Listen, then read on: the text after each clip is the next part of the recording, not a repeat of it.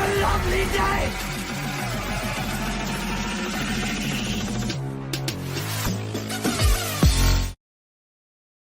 Welcome to Flat Earth Debate Live. I'm your host Nathan Oakley, and if you are new to this channel, or you've not done so already, how dare you, then be sure to subscribe, hit the bell notification icon and join button to keep up to date with the Flat Earth Debate. If you'd like to support the channel, there is a super chat that runs alongside each of these shows while they are live. There's also a PayPal, Patreon and crypto link in the info box below the video. Most importantly, if you'd like to join the discussion, simply mute the page you are currently watching, then click the link in the info box below this video to join the panel and express your views on the nature of Earth. If you do join, please don't swear. If you do, you'll be ejected, and if you are, please don't try to rejoin the stream using sock accounts. You'll be warmly welcome back on the next stream. Please also share the show on social media. Sharing the show obviously increases the live audience, but this in turn increases the chances of a more diverse panel. So please share the show on Facebook and Twitter. And one last time, if you're new to the channel or you've not done so already, then be sure to subscribe, hit the bell notification icon and join button to keep up to date with the Flat Earth Debate. Now we are joined by Righteous Force, 10th Man and Chocolate Sane in G+, together with a whole bunch of people in Discord. So welcome one and all. G'day. Good morning. Morning. Good morning. Good morning. Any signs of a physical geometric Earth curve edge? Not from Amarillo, Texas. Well, Not since no. 2019. Curvature whatsoever. Hey Paul. You look outside your window and you see nothing but a beautiful flat Earth. To make Indeed. other claims of balls spinning and curvature is absolute lunacy, guys. Lunacy. Talking about spinning, any signs of axial rotation of the Earth-based variety?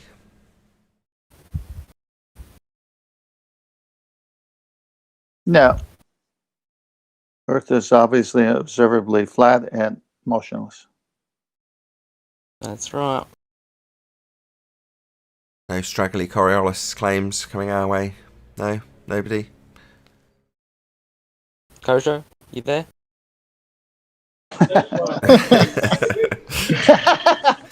Are we fishing? Are we fishing for kosher fish? No, not in the slightest. or Xanic tuna. Any evidence of the distance to the sun? No evidence for the distance. I would say it's somewhere in the sky. It's the best I got. You'd be right. Any scientific evidence of gravity? What's that? You get me down with this question?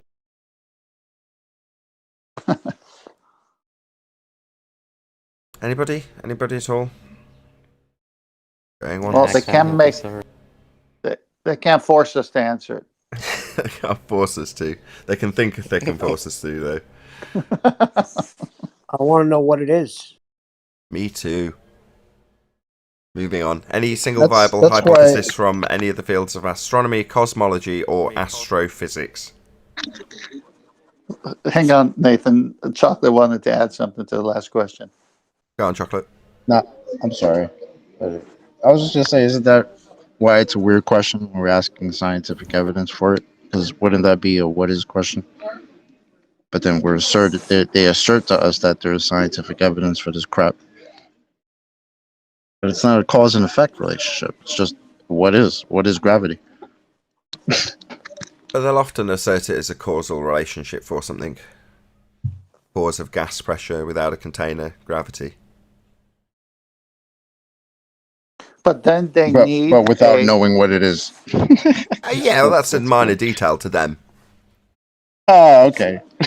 no worries then. Container's not necessary. If you're going to overcome natural law, you don't really need to know what you're overcoming it with. It's just words, right? Just words. Yeah. It really is level stuff, guys. Yeah, we definitely Don't work need at the to worry really is about level. really is. It's Speaking of really is levels and gas pressure without a container, is there any evidence you can have gas pressure without the necessary antecedent of a container to press upon? Not Just walk outside. Yeah. Hey, Owen. Kidding. Hello. Good show? Thanks. You thought so? I didn't. I was a question. Sorry. Good show? Question mark. Oh, question mark. Yeah, it was okay. Second half, I was a bit slow. First half, but right. Fair enough. What have you been talking about? Still on housekeeping. But Right. any evidence of gas pressure without a container? None so far. No. Maybe a cup with something, or a container with something, and then a pipe thingy, and all kinds of containers that are claimed not to be containers. That's the evidence. I see. So just show a container and say it isn't a container. That sort of bag. Yes. I see.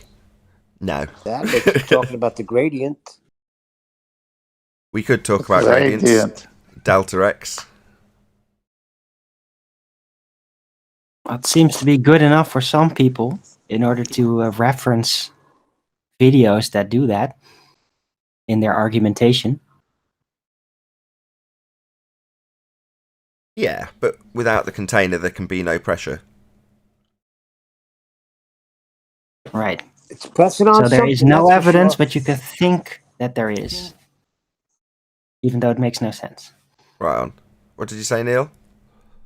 We're breathing, so it's pressing on something, that's for sure. Indeed. We must have containment. It's a necessary antecedent-consequent relationship. Consequent is gas pressure, the antecedent, a container.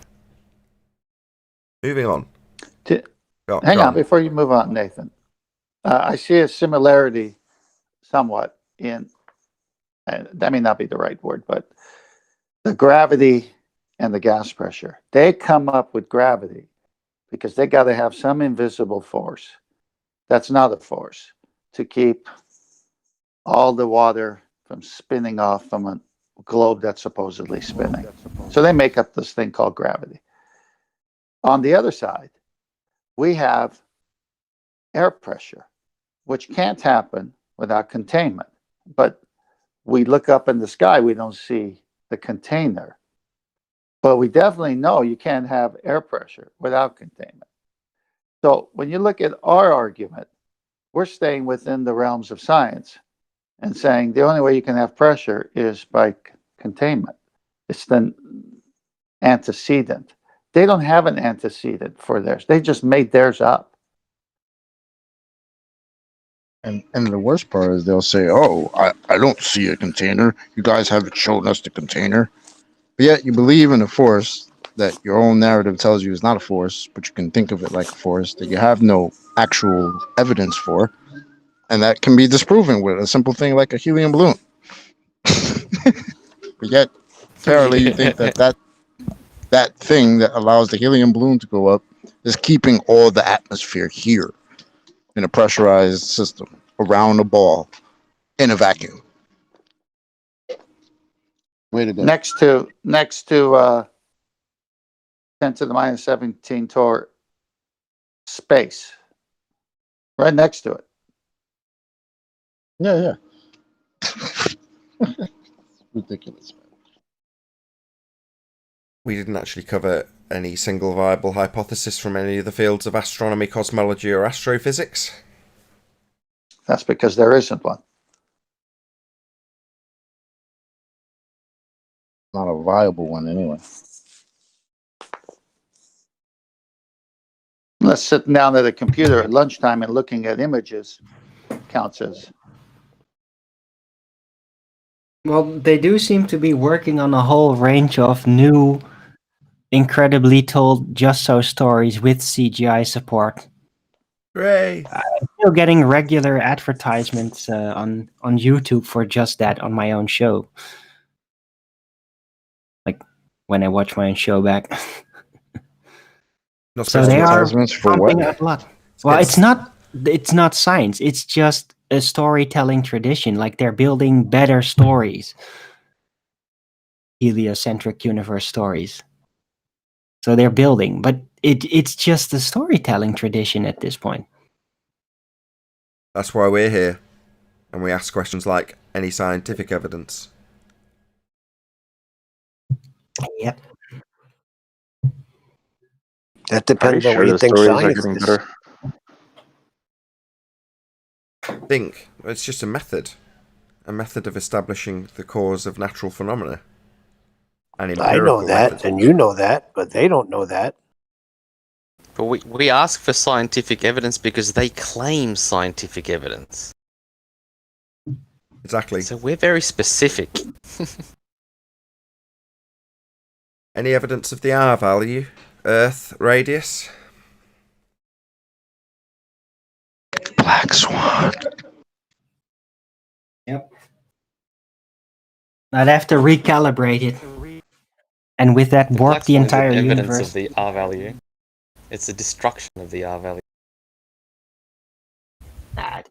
It's just a little different.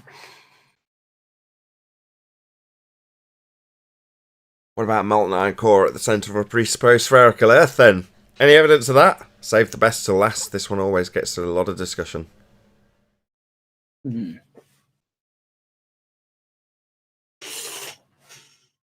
Well, isn't the molten iron core Nathan? supposed to be spherical as well?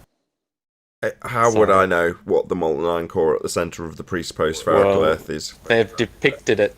They've depicted it as spherical, so it's supposed to be in their rhetoric. So, seeing as though we have no evidence of curvature, the chances are we have no. Well, not the chances are. We know there's no evidence for a spherical molten iron core. How long have they been teaching that stuff in the textbooks? Does anyone know? Ooh. At least a year. Well, it to be fair, it is rarely even addressed. There aren't even like specific dedicated documentaries to the idea. Like sometimes it's mentioned, like molten iron or whatever, but they never really get into it. Anybody noticed that? Well, there's definitely someone trying to save it. Nathan, can you post a picture of Master B on the little ad that played under your show at a very poignant part of your intro?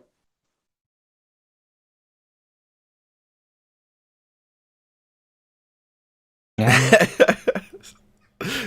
Save your balls. Any evidence of a molten iron core? The other thing is, hang on. If it's molten, how can it be spherical? Look, you're asking too many questions. It's because of gravity, man. It's true because they made it up themselves. How many times? It's been a while since I listened. Hold on. Shout out to Retro Bill. He says, for $25, thank you very much, Retro Bill. Been a while since I've listened live, but haven't missed a show yet. Hello from... Oh, I can't see the rest of it. Hello to the panel. Thank you very much indeed to you, Retro Bill, for the super chat. Really appreciate your support. So, Retro. Remember the egg? Remember the egg? How does it, a liquid center spin continually? It has to be hard boiled. Does it molten mean liquid? Yeah, the egg didn't spin very well when it had when it wasn't hard boiled. It sort of flopped around and then slowed down very quickly, presumably because it's all sloshing around inside. But isn't that why the Earth is like pear-shaped? Pear-shaped? Yeah. Whatever.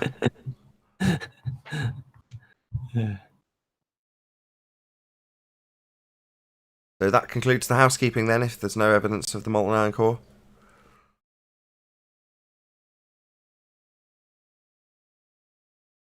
No. Nice to see I'm actually getting some advertising on my videos, 10th Man. Yeah, uncanny with the title, huh? Save your balls. I mean, that was like, I got to save this one for Nathan. Dr. Squatch. Dr. Squash. Is that how you say squash, as in squash balls? Let me see. I don't think Did it's you that. actually click it? No, it's To a see what- screenshot. I couldn't Squatch. click it. But Yeah, feel free. Squatch. Again? Yeah, you said it. Dr. Squatch or Dr. Squatch. Dr. Squatch. Okie dokie. Probably not a doctor. Don't. Is he like a testicular doctor or something? I want to see his PhD. Is it like literally save your balls? It could be a her. Let's not assume. Like what? They advertise now?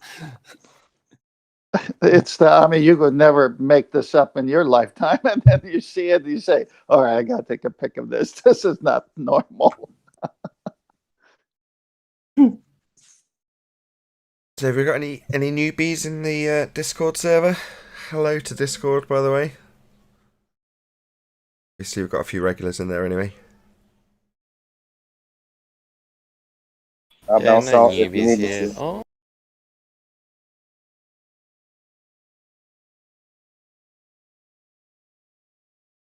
I saw Indrid, Lite, Cold, and what Redman speak up. Yeah, I'm here. Just on a different account because being banned somewhere.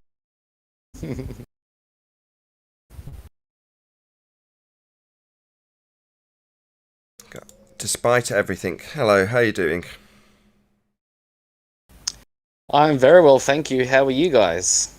No, despite everything is the name of a chat participant. Oh, I see. I see. I'm amazed I could read it at this distance. The text is so small in my Discord, my bit that I monitor. Sorry. Hello. I'm okay. I thought for a second that you were interested in how I was. Oh, yeah, sure. Tell us all about it during this live Flat Earth show. Sorry, despite everything, I think you wanted to say something. No, I heard Nathan say something. Sorry. I was just welcoming you, saying hello. Oh, hello. Thank you. Nothing. I'm listening to you 3 years, man. Go on. Jazzaconda's laying very low. Kept himself to himself. It will be nice to see you only and to meet you if it's possible, Nathan. Yeah, I think I'm doing one of the conferences this year, depending on whether or not we're all locked down in September. Yeah, but when it's finished this thing, I'm from Coventry. Oh, really? Oh, you're very local. Yeah. Oh, cool. Yeah, I was many times in Leamington, but I never saw you. We will do some local meetups. Martin Leaker mentioned this to me, you know, when the lockdown started. It's like, we've got to do some meetups, right? And I was like, yeah, of course. And so I'm sure we will do some more pressing of the flesh, so to speak. I'll arrange to meet with Martin in the not too distant future, hopefully, depending on how things go. But yeah, got to do more meetups. Well, it will be great. Nice. Definitely nice to meet people. Thank you. Good to have you.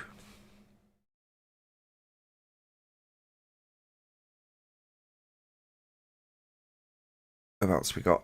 How, what? Yeah, sorry, one more thing. I made some video. I think Arvin had it on his channel. It's a little bit, but it's stupid. Like, I made some like promotion, like for your and Quantum Erasing channel. Is that so? Oh, well, thank you very much. Yeah. Okay, that's all. Thank you. Can you stick the link for us, Arwin, in one of the Skype chats if you can? I'll have a look at it once the show's over. Thank you very much.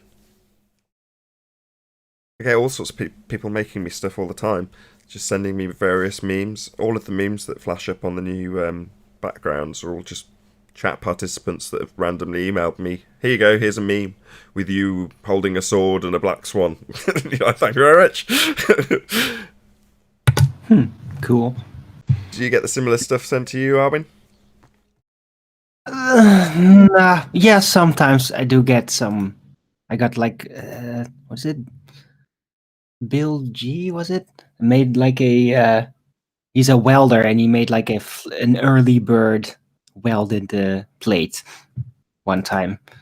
It didn't send it to me though. Although a few days ago I got sent a couple of maps, so I do get sent some things every now and then. But yeah, not so much memes. I don't know. Maybe it's because I don't like the whole win army thing. That I don't know what it is.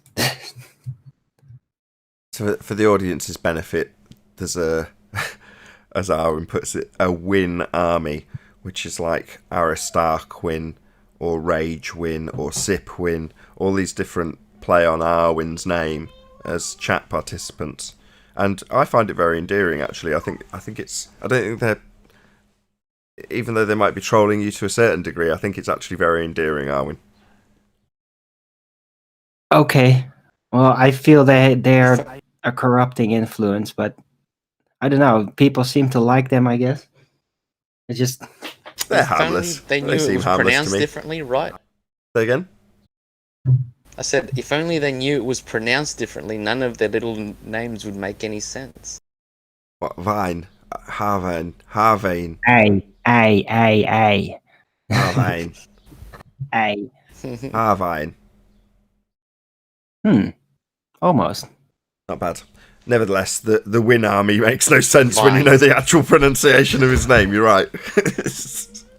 Right. Vein? Out of vein?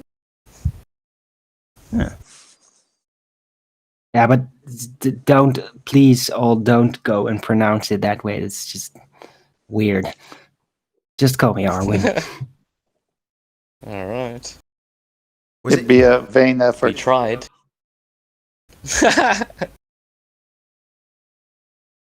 Been thinking more and more about the 5 stages of loss. I know we talked about it yesterday. Was it yesterday or last week? I forget. I lose track of time. But You talked about it last week and then covered a little bit about it yesterday. yeah, yesterday it was just covering one particular chat participant that I saw regress through 2 stages at once, which I thought was quite amusing. But yeah, once the screenshot flashes up, I'll hopefully catch it and pause it while it's on screen. So what are the 5 stages, if you can remember them off the top of my head? I think initially you've got denial, then you've got anger, then you've got bargaining, then you've got depression, then you've got acceptance. So those are your 5 stages. And denial is the most easy to describe. So someone who comes along to a video that's, let's say it's a reasonably complicated video. Let's say it's a complete dissection of the Black Swan. They'll come and they'll watch the first 25 seconds of the intro and write words to the effect of, "We know it's a sphere, you're all idiots." Ha ha. Enter. And then off they go with their day. Just pure denial, right? That's stage 1. The second stage is the guy that comes to the same exact video and might watch for 10 minutes. And it gets to a point that sparks a bit of cognitive dissonance. Something doesn't quite function in the cognitive processing he's currently undergoing. And he gets very angry about that. And says, "You all need shutting down. I'm going to report this video." Anger. Right? And then we've got our bit. This is the mid stage, which is quite good in a way. People can go either way from here. So the mid stage is the bargaining stage, or to put it in our vernacular, the debate stage, right? Well, no, you're wrong. You can have gas pressure without a container.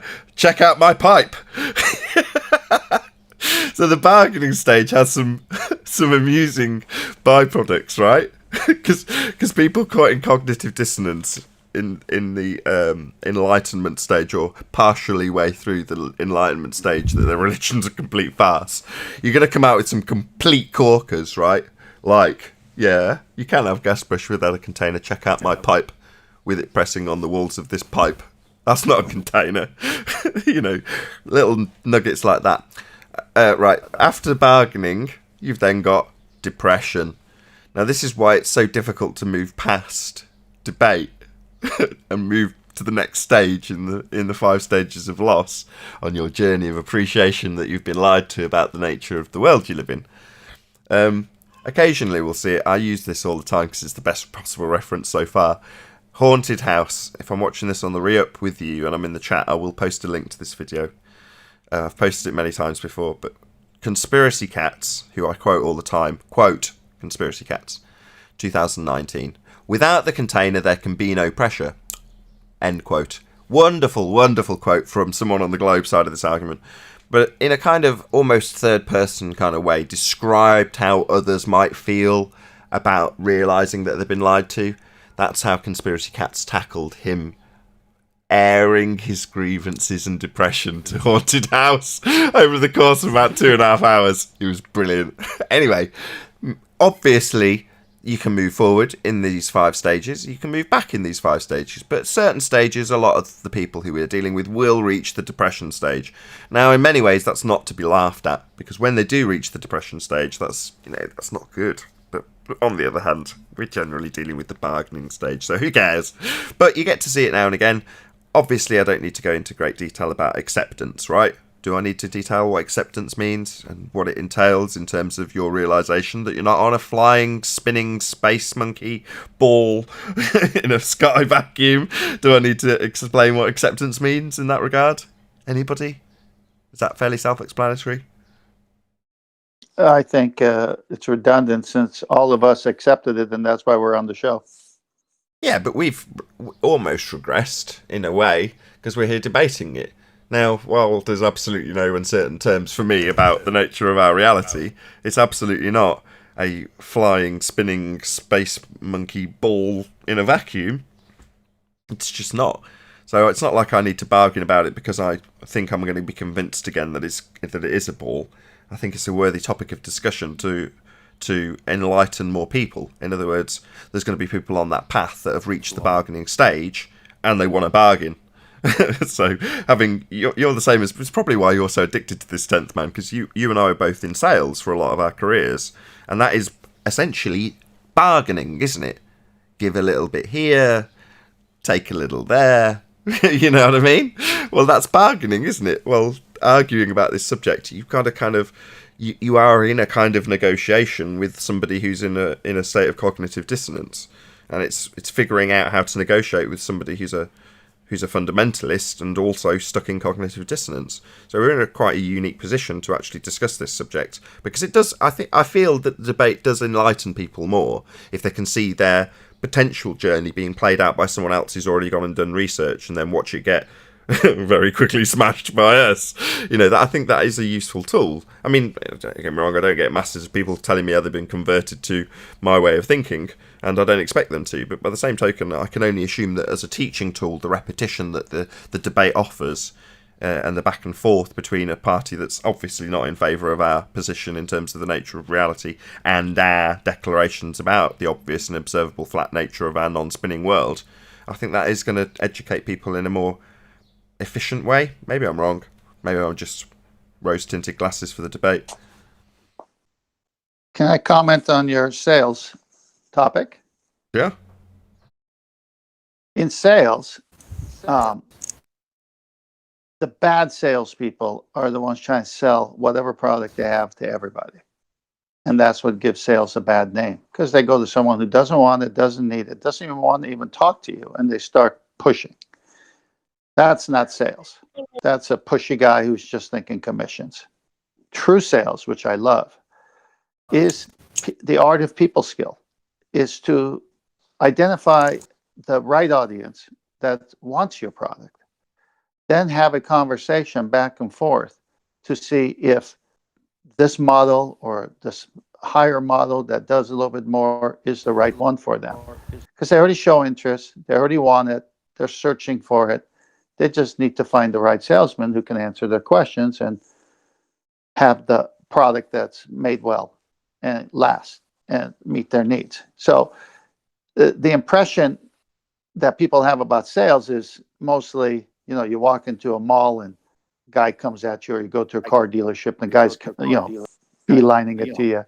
You feel pressure right away. And that's a sad thing, because really sales is about language and back and forth with people. It's a beautiful trade. Right on. Is it Ingrid Cold? I can't read your name. Too small. Anyway, can you pop yourself on mute when other people are talking? You're just causing a load of feedback.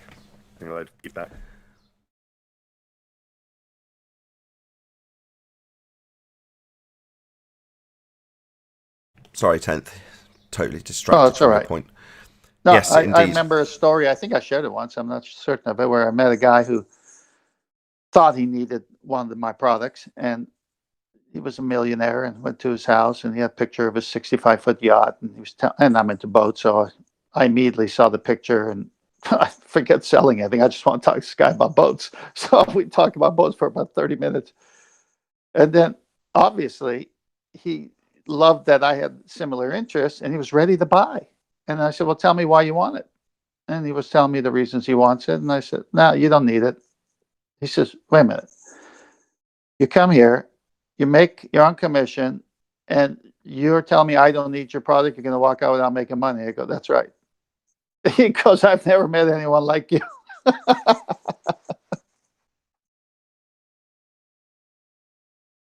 But I made a friend. Right. And in this arena of sales, the pitch that we're making isn't necessarily going to result in a sale. In other words, if the customer, if you want to call him that, the guy who's on the other side of the debating fence, doesn't buy what you've got to sell, it's not relevant. Because I keep saying this to the panel, it's like you're appealing to the audience, not the person who's opposite you. You're never going to convince them, especially in this arena, because we're dealing with zealotry. So you're never going to convince them. It's not like they're going to say, oh, good point. Yeah, I have to reassess how I consider this force that's not a force that I can think of as a force that's actually the bending of a conceptual medium. That's a really good point. It's not real, yeah. Do they do that? No. But the audience may. That was kind of my original point. Well, that's a better formatting of everything now. So this happened to me as well, where the competition, another salesman for another product, would badmouth me to my potential customer. And then I would say to my customer, who said what? And what company does that person represent? Okay, invite him for a meeting where we both sit next to each other on your kitchen table, and we'll go eye to eye. You pick the best product. After you drill him with all the questions you want, drill me with all the questions you want, and then I will tear apart his product, because I know his product very well. And this guy's full of smoke, and I'll be here representing you as well as my company. And many times they didn't show, but a few times they did, and it was fireworks, and it was fun, and I got the sale.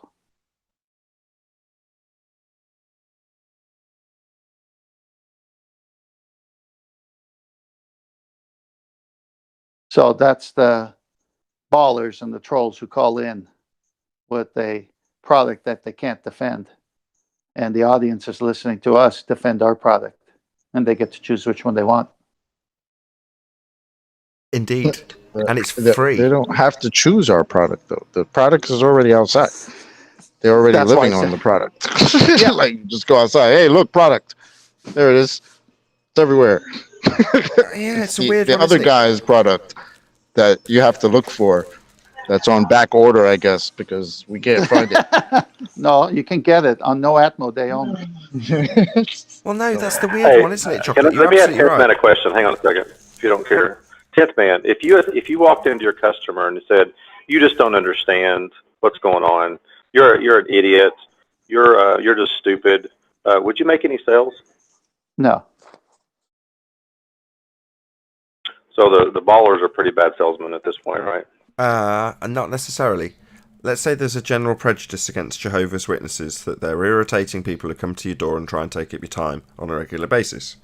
And if you've been told that and you've never encountered a Jehovah's Witness, and then one comes to your door, what's your immediate instinct? Oh, what a waste of time. Pain in the ass, Jehovah's Witness here again. No, thank you. No, I don't have any time for you. No, I'm going to have to get on with my day. Thank you very much. As opposed to, you're here because of what?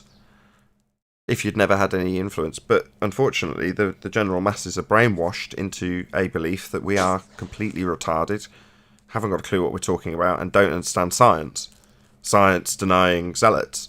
In other words, the masses are programmed to believe we are what they actually are.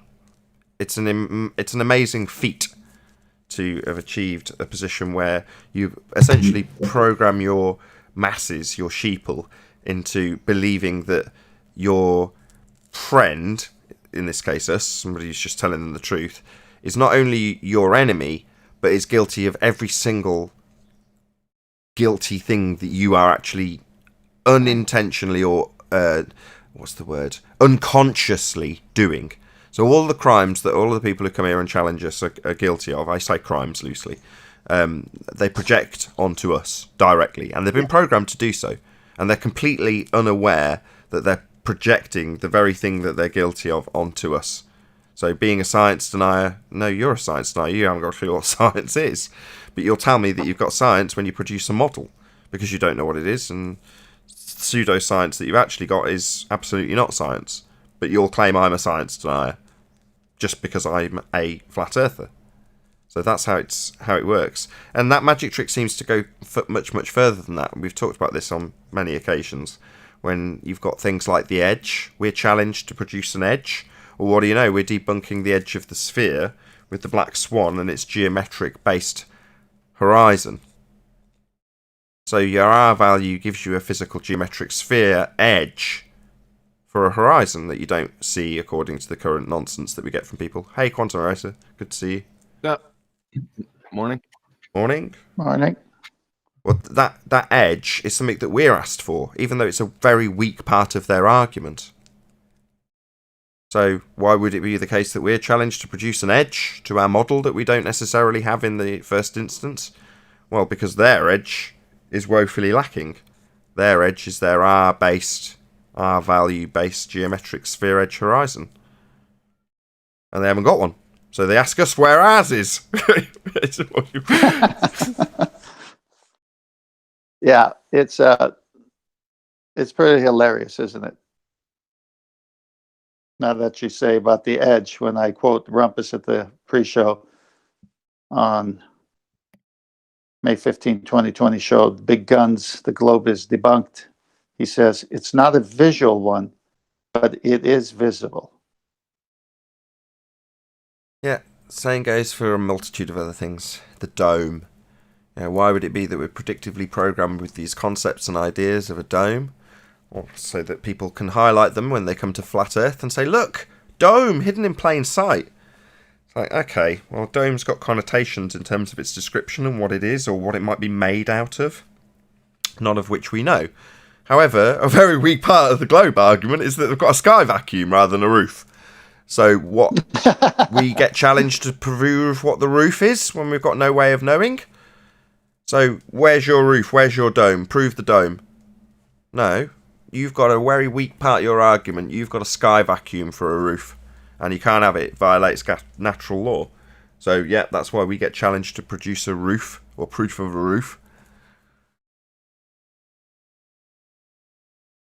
What you were speaking to earlier before the Jehovah's Witnesses is just a clumsy poisoning the well fallacy. That's that. It's pretty powerful, though, to Joe Normie and Sally Breadmaker. Yeah, pretty good tactic. So, just for those who don't know what poisoning the well means, if you're a game show host and you introduce contestant A as the lovely Sandra, contestant B as the lovely Philip, and contestant C as the idiot known as the Rumpus, then you're going to generally have the audience against that person from the off, just because you've told the audience that they're an idiot. Rumpus uses that tactic, and Zanuck to a certain degree, every single time they open with anything ever. So they'll immediately start with words to the effect of, you're an idiot and you don't understand X, because it poisons the well immediately. It is a powerful tool. Well, I have had many Jehovah's Witnesses when I lived in the city come to my door, and I would say, the only way I would let you in to talk is if you don't run away when I ask you hard questions, because I know what your point of view is, and it's not what the Bible says. And they say, oh, no, it's what the Bible says. And I say, so then you agree that if I ask you a hard question, you'll answer it, or say, you'll get back to me maybe on another day instead of saying I'm full of the devil and rush out my door like the last 5. So I'm used to trolls, so to speak, that say something and say the Bible says something, and then when I press them on it, all they could do is ad hom and leave. Or you could say, have you read Al-Quran? It's the last testament. You could sit down together.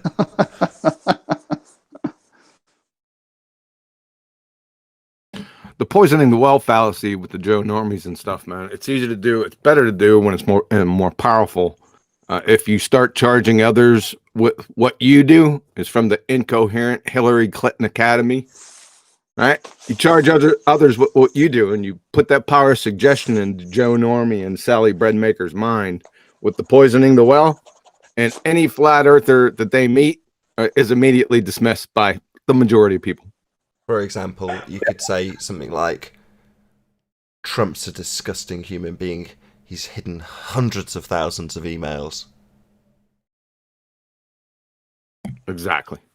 Well, actually, I've been dealing with that with my brother lately. He's been kind of doing all that poisoning the well, ad homs, trying to argue different points with me. And it's just, I just find I don't even argue with him anymore because it gets to the point. It's kind of, if you get too deep into that, I remember somebody once said, if you start throwing mud, you get yourself dirty and the other person dirty. So he's trying to get into that mudsling as much as you can help it, as little as you can, or try not to get into it. That's basically my point. Yeah, but we're not. It's back to this. What are we selling? What are we actually flogging? In other words, when you talk about Hillary versus Trump, for example, you've got a situation where they're selling their policies and their party, whereas I don't know, it might not be true for everybody in this arena. Some people are selling their ideas like it's almost the new version of the new religion that they're trying to, put in place. And I'm not trying to do that. It's like, if you leave here and you still believe you're on a ball, then so be it.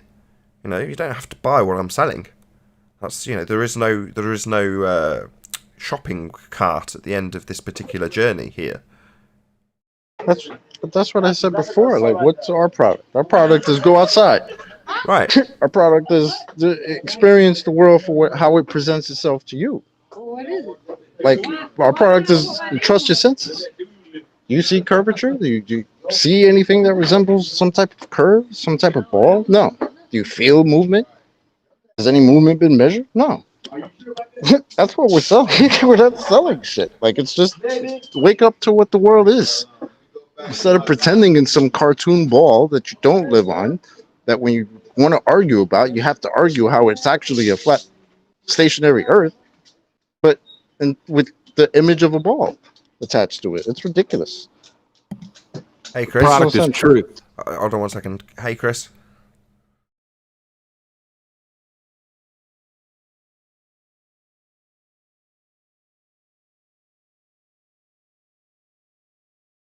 No comprende, ese. No sound, amigo.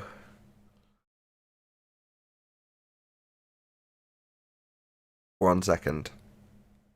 Okie dokie. We'll just stop the show for you. Don't be like that. No, just messing All with right, you. all right. There we go. Hello. Hey, what's up? Sorry. So I joined, and I don't know, every once in a while, for some reason, Google or these sites, they'll ask you to accept, video and audio and such, and microphone, which I did, but then it defaults to stuff I don't use, so I had to figure it out. My bad. It's a great story, man. Yeah. Let me hear it Sean's again. on point this morning, I can tell. Thanks. No, we were just covering how projection works in this arena. How the crimes, if you want to call them that. I don't know what the word is. It's not crimes, but whatever they're guilty of, they project straight onto us. For example, being a science denier.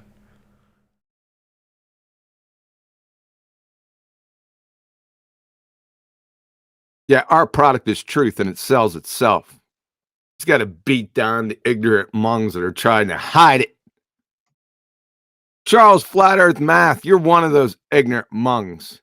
And today, 1 p.m. U.S. Central, 8 p.m. UK, I'm going to end it and expose you to everyone in about 5 seconds. You despicable, loathsome, worm-crawling... Did you see his latest video? Really? No. Charles? Yeah, no. He just popped back on the scene. Yeah, he's just made a video. Attacking the modus tollens, no less. Yeah. What? It's a pretty weak attempt. Very weak, if I'm honest. Oh, did he say it's a straw man? Did he bring that one back? No, he didn't.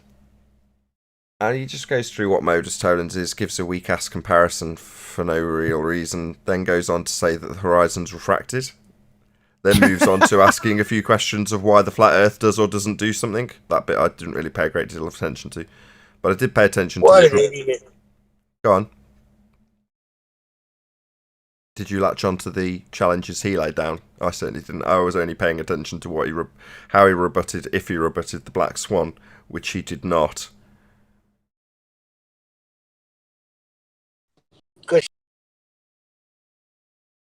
Modus he doesn't even know what exponents are as a high school math teacher.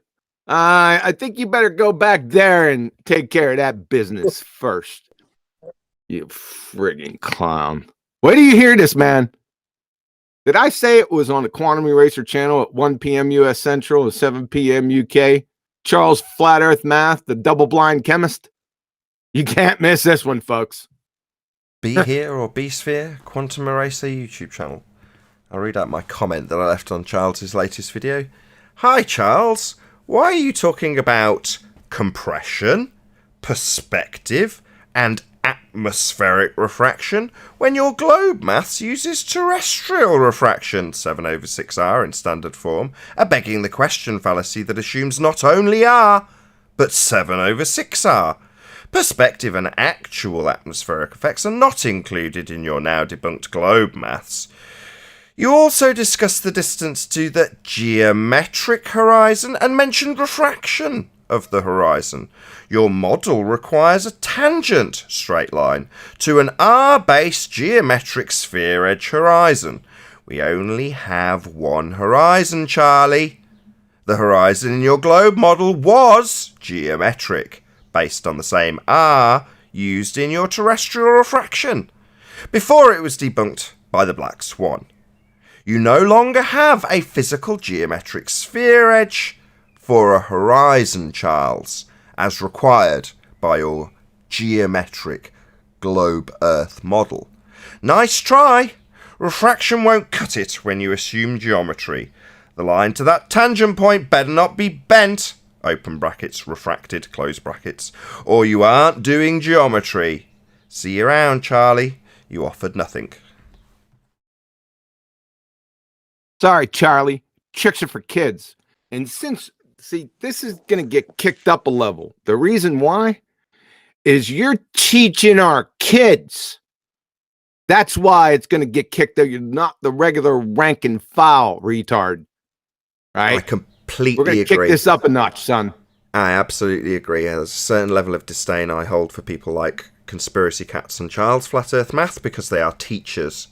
Now, I'll just take a breath so my blood doesn't start boiling. Yes, I hold a particular loathing, I think is the correct word, for this particular type of person in the arena we deal with. So I keep a reasonable eye on Charles because of what he is. You know, he's teaching our kids. Teaching our kids. Teaching our kids doublespeak at the moment. I wanted to get Arwin's take on something. So, in his video, Arwin, he was talking about, I mentioned it at the beginning of my comment response, compression, perspective, and atmospheric refraction when detailing a justification for why the horizons loomed above the horizon.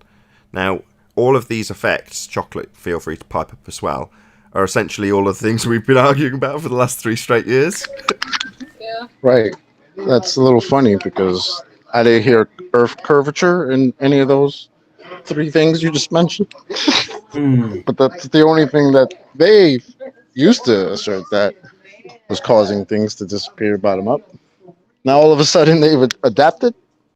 Very good, Charles, being that you've been in here since 2008. Way to catch up. Well, Charles doesn't appreciate that he isn't particularly adept at the bait and switch that is required to do the little magic trick he failed to utilise, which is the open the suitcase with atmospheric refraction in it and then switch it out for 7/6R. He didn't even mention it, so he doesn't even realise that he's still standing in his video with all of the effects of actual conditions that we detail when you have a geometric Earth curve calculator with a refraction value based on R. He just hasn't closed the suitcase, caused a little distraction, and then swapped it out. He didn't do that bit because he's an idiot. Doesn't even know how the magic trick works. Sorry, go on. But he said it nicely because he wants a civil discourse. So he wants to talk nice, be gentle, and thinks that's gonna cover. Right? I see. You heinous, detestable worm. Yeah. Yeah, let me just tell it like it is. Charles, your refraction isn't atmospheric based, it's R based. Geometric. You only have one cause, and that's R. So when you're claiming refraction, you need to know what refraction you're claiming. Certainly not atmospheric refraction. That would be something that we take into account when we take pictures, not when we turn things side on and do geometry with a physical geometric sphere edge horizon based on the R value that you'll use in your refraction value, you moron. Doesn't matter how softly you say it, you'll still have your ass handed to you by me, a flat earther, you stupid idiot.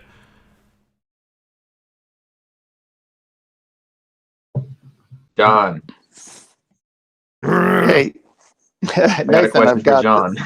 All right, go on. Sorry, to kind of change the subject a little bit, but sort of on topic. John, what'd you think of me going one-on-one with Soundly the other day? I see you took some snippets from that. Yeah, it was target rich environment. He friggin' contradicted himself. Yeah, it was good. I like how you set these guys up. Nathan, did you hear that? I didn't. This is the first I'm hearing of it. I sent that to you. Oh, I'm sorry, I didn't catch it. I'm regretting not seeing it though. I could put it. Maybe you could play it. Yeah, we had Soundly in here and George. They contradicted themselves. Yeah, let me hold on 1 second, then. Let me send it. Have you got some snippets? Got about 7 minutes left. Yeah, duh.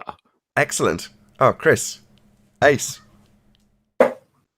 Oh, I mean, Nathan. Well, so he got one snippet, which was good, but there were some other good ones. I went back. I don't have the sound bites. I put him in the Master B chat, so I have the text. I can read them, and they're pretty funny. If you can read us some highlights just while QE's digging out a trimmed out clip, that'd be brilliant. Yes, please. Yeah, let me. All right. All right, Q, are you ready? Or you're still finding it? I got it. Oh, go ahead. No, it's in Ballbusters, Nathan. Okay, if you read out the bit that you want, and then I'll play it after you've finished, Chris. Okay.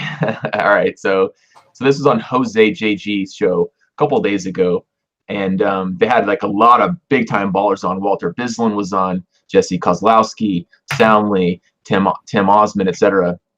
And after about 3 hours they opened the panel. So finally I got on and I was just grilling these guys, mostly Soundly because he's an idiot. So at 3:13:20 I said, why are your observations / building sizes changing? Soundly, they aren't. So then after some conversation to get him to admit they were, I asked if they optically change. Soundly, they appear to shrink or loom. I then asked, why is that? Soundly, that's just basic optics. So basically he admitted his observations are due to optics. Perfect.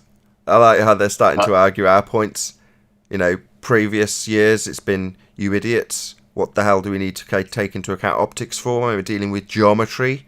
Idiots. What about perspective? You mean Fleur perspective? Why would we need Fleur perspective when we've got Earth curve?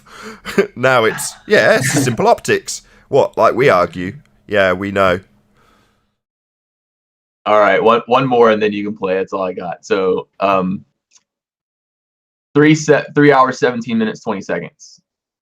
Soundly, what I can say with certainty and absolute proof, deductive proof, the FE model has been proven false by the observations and the globe model supported by the observations. Soundly, 3 hours, 35 minutes, 10 seconds. I explicitly said I didn't prove the shape of the Earth. I proved definitively it's not flat. Right, who do you want, Stingray or George? Who should we go first? We're gonna have three. Go ahead with George. They're not all that long. George, Stingray, and I got another one for you. Okay. Numpty dipshit Soundly, Mr. Planet Orleans Parish. 16 May 2020.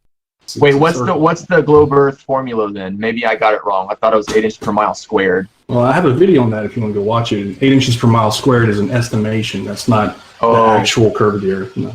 Oh, really? George the Pontiff Maximus of Retardia, 3 days earlier.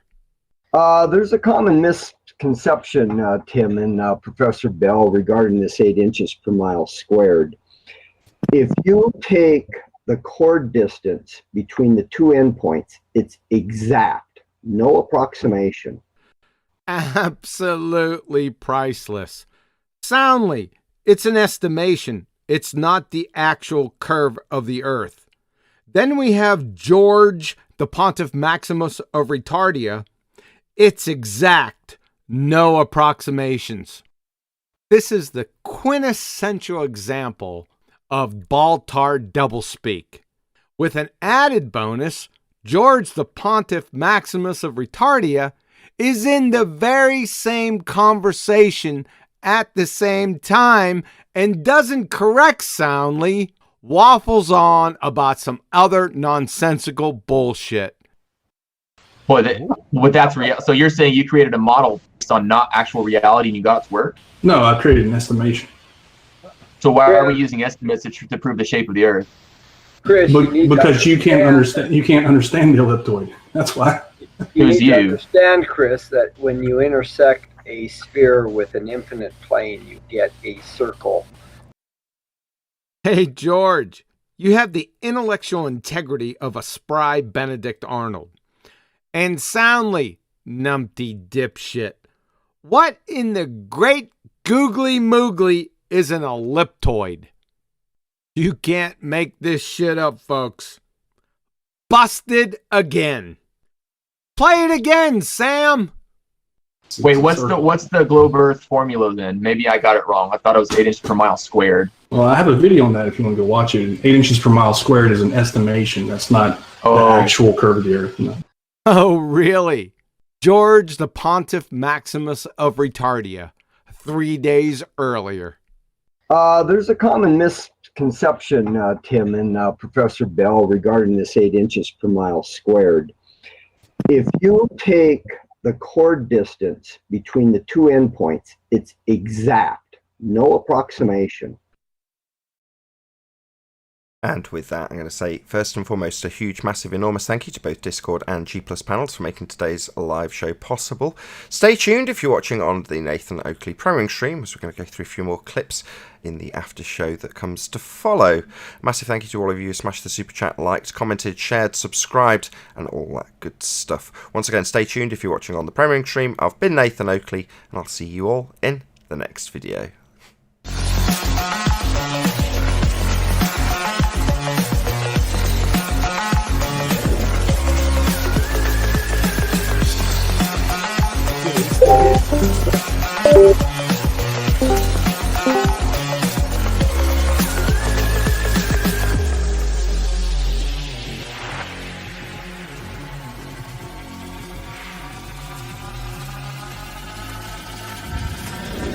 Oh, what a day! What a lovely day!